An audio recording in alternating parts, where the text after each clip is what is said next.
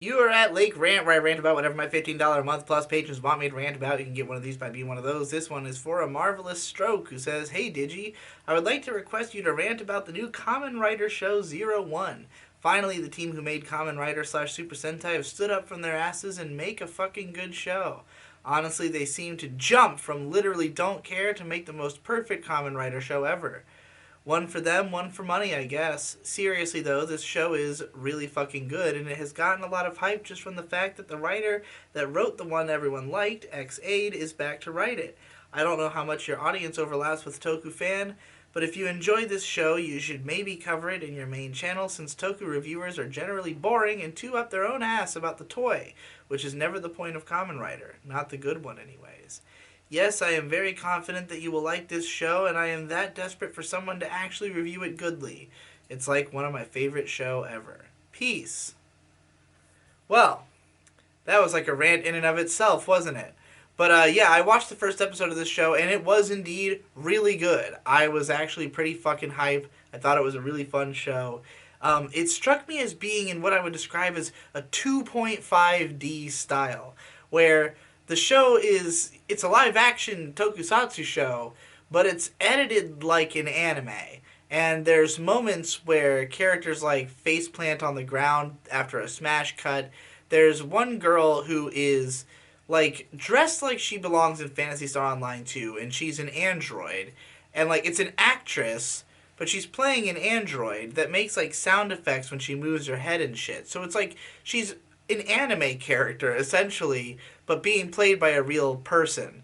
And the fights integrate 3D animation and green screens in really interesting ways that feel dynamic and flow well. Kind of reminds me of Hideaki Anno's work on stuff like Cutie Honey, where it really, feels like they're blending the high octane action of like a Gainax fight scene with with live action. And this one is, doesn't have that Gainax feel, but it's still nonetheless that same type of very energetic, intense action scenes that were pretty fucking awesome. The fight choreography was good. More or less the the music and everything was interesting. And it takes place in the future, which I don't know if any other Kamen Riders have ever taken place in the future, but it takes place in like a sci-fi future.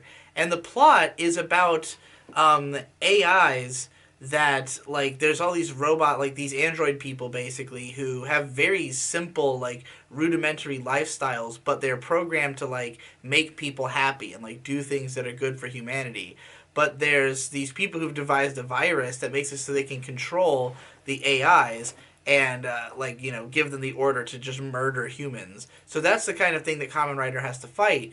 But he's also protecting the dreams of people who hired these androids so that they could create these beautiful things like the theme park that's attacked in episode 1, which is a huge and awesome set piece for the first episode to have like this whole theme park and everything all in this futuristic setting. So and then in the first episode we find out that our main character, who's just a high school teenager, inherits the company that creates these androids in the first place. So it's a really interesting position for him to be in because he doesn't want to run this company. He's just a teenager and he's kind of a fucking shonen idiot moron.